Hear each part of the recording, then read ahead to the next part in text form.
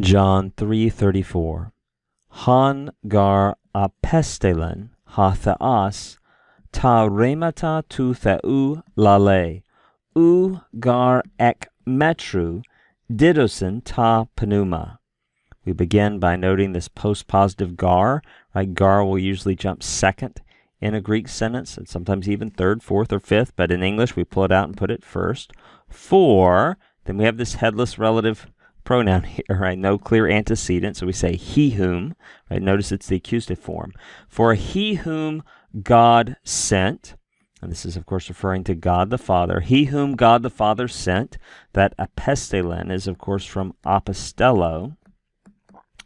Apostello, I send. Notice it is a compound verb, so we're not surprised the augment comes right there.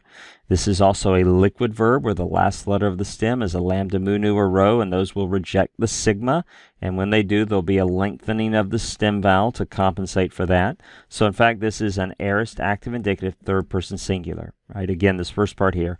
For he whom God sent, that is he whom God the Father sent, that person, right? That person speaks the words of God. Notice how when we have a word in Greek that begins with a rho, it will automatically have a rough breathing mark, probably marking a trill, chremata.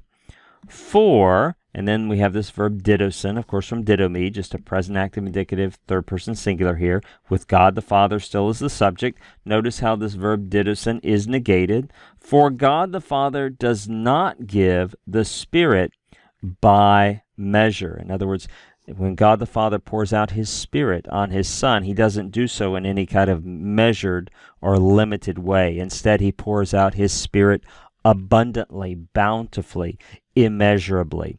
What do we call that when we negate something to affirm the positive, right? That's a figure of speech known as leidetes, leidetes. So here the Father does not give the Spirit by measure, instead means that the Father gives the Spirit immeasurably, bountifully, abundantly, without limit on the Son. We use that figure of speech in English. You say, well, she's not a bad tennis player, means that she's a good tennis player.